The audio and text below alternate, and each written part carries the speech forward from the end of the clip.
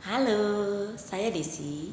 Saya akan menjelaskan tentang penelitian. Di sini ada dua topik, yaitu topik yang pertama jenis-jenis penelitian menurut sifat permasalahannya berdasarkan teori dari Surya Brata pada tahun 1983. Oke, dari jenis-jenis penelitian menurut sifat permasalahannya berdasarkan teori dari Surya Brata pada tahun 1983, di sini ada 8 penelitian. Penelitian yang pertama adalah penelitian historis, yang kedua adalah penelitian deskriptif, yang ketiga adalah penelitian perkembangan, yang keempat adalah penelitian kasus dan lapangan, yang kelima adalah penelitian korelasional, yang keenam adalah penelitian eksperimental sungguhan, yang ketujuh adalah penelitian eksperimental semu, dan yang terakhir atau yang kedelapan adalah penelitian kausal komparatif. Oke, jenis-jenis penelitian menurut sifat permasalahannya berdasarkan teori dari Surya Brata pada tahun 1983. Di sini saya akan menjelaskan 8 penelitian dan memberikan contoh masing-masing 8 penelitian tersebut. Oke, langsung aja penelitian yang pertama, yaitu penelitian historis. Penelitian historis adalah penelitian yang bertujuan untuk membuat rekonstruksi masa lampau secara sistematis atau objektif. Dari penelitian historis di sini saya mengambil 3 contoh.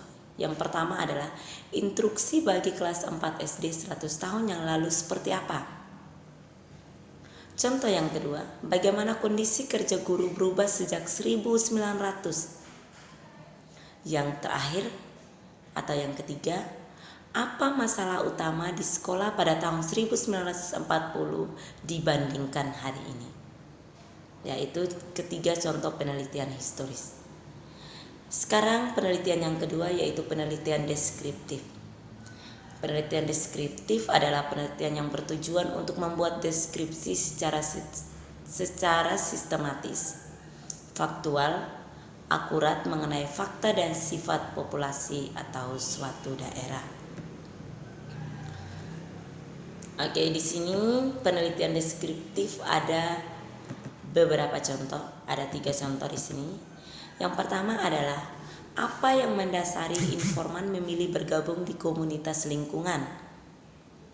Contoh yang kedua, apa yang memotivasi kaum muda melakukan perjalanan. Contoh yang ketiga, apa yang mendorong semangat dalam diri mahasiswa. Itu ketiga contoh dari penelitian deskriptif. Sekarang penelitian yang ketiga adalah penelitian perkembangan.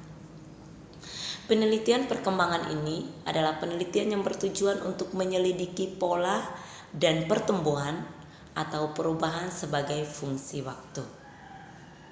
Oke, penelitian perkembangan di sini saya menemukan 2 contoh. Yang pertama adalah penelitian laju pertumbuhan anak usia 3 tahun sampai 5 tahun.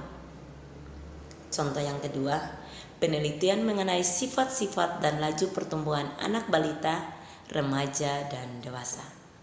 Itu kedua contoh dari penelitian perkembangan. Sekarang penelitian yang keempat adalah penelitian kasus dan lapangan. Penelitian kasus dan lapangan ini bertujuan untuk urutan mempelajari secara intensif latar belakang keadaan sekarang dan interaksi lingkungan suatu objek. Oke, dari penelitian kasus dan lapangan, di sini saya juga menemukan 2 contoh. Satu contoh. Contohnya yaitu di suatu kelas terdapat siswa yang sangat menonjol, lain dari yang lain. Jika diajar tidak pernah tenang, sifatnya keras, suka membantah, sikapnya berang, tetapi prestasinya luar biasa baik. Siswa seperti ini pantas dijadikan kasus. Artinya, dijadikan subjek dalam penelitian kasus. Di dalam penelitian kasus tersebut, siswa Apa sebabnya mempunyai tingkah laku yang demikian? Apa latar belakangnya? Dan bagaimana sejarahnya dan seterusnya. Yaitu contoh dari penelitian kasus dan lapangan. Sekarang kita masuk pada penelitian yang kelima, yaitu penelitian korelasional. Penelitian korelasional ini penelitian yang bertujuan untuk mengkaji tingkat keterkaitan antara variabel suatu faktor dengan variabel faktor lain berdasarkan koefisien korelasi.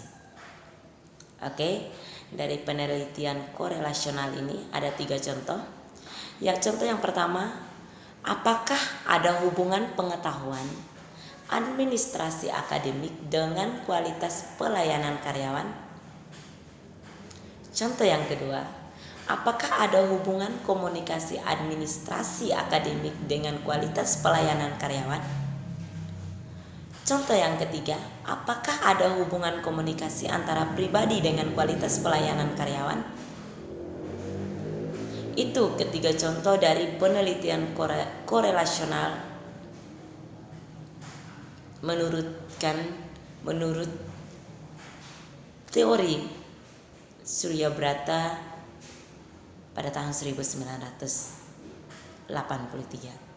Sekarang kita masuk dalam penelitian eksperimental sungguhan. Penelitian eksperimental sungguhan ini bertujuan untuk menyelidiki kemungkinan hubungan sebab akibat dengan melakukan kontrol atau kendali. Penelitian eksperimental sungguhan ini memiliki contohnya adalah penelitian untuk mengetahui pengaruh penggunaan 2 metode dalam pembelajaran bahasa kepada siswa sekolah dasar sebagai fungsi ukuran kelas besar kecil dan taraf inteligensinya tinggi, sedang, rendah dengan menempatkan guru secara acak berdasarkan inteligensi ukuran kelas dan metode mengajar. Penelitian tentang efek pemberian makanan tambahan di sekolah kepada siswa SD di suatu daerah tertentu dengan memperhatikan keadaan sosial ekonomi orang tua dan taraf inteligensinya. Itu kedua contoh dari penelitian eksperimental sungguhan. Sekarang yang ke-7, yaitu penelitian eksperimental semu. Penelitian eksperimental semu adalah penelitian yang bertujuan untuk mengkaji kemungkinan hubungan sebab akibat dalam keadaan memungkinkan kontrol atau kendali, tapi dapat diperoleh yang tidak ada informasi pengganti bagi situasi dengan pengendaliannya. Oke, sekarang penelitian kausal atau komparatif. Penelitian kausal komparatif ini adalah penelitian yang bertujuan untuk menyelidiki kemungkinan hubungan sebab akibat, tapi tidak dengan jalan eksperimen, tetapi dilakukan dengan pengamatan terhadap data dari faktor yang diduga menjadi penyebab sebagai pembanding. Penelitian tindakan yang bertujuan untuk mengembangkan keterampilan baru atau pendekatan baru yang diterapkan langsung serta dikajikan hasilnya.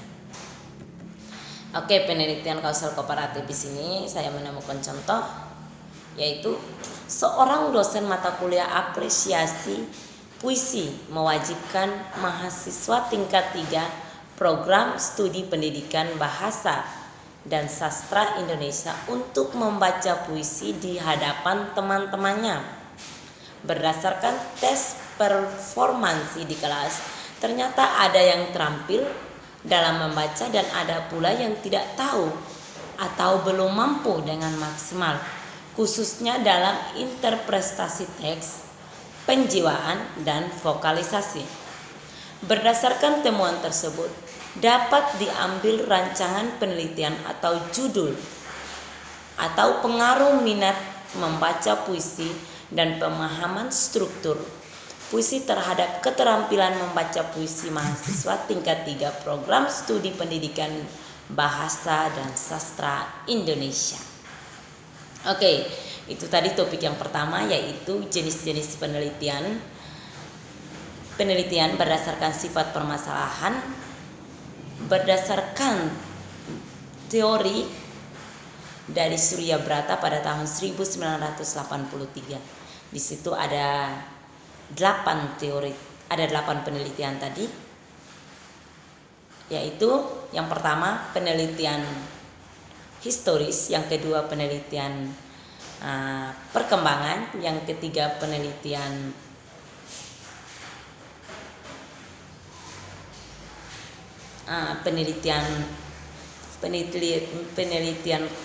kausal dan kooperatif, yang keempat adalah penelitian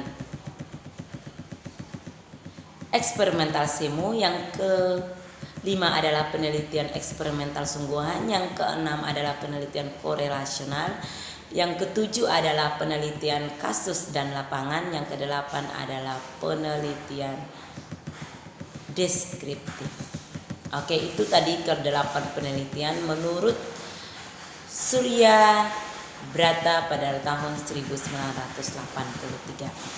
Oke, sekarang saya akan lanjut kepada topik yang kedua. Topik yang kedua di sini adalah saya akan menjelaskan tentang penelitian pra-eksperimen.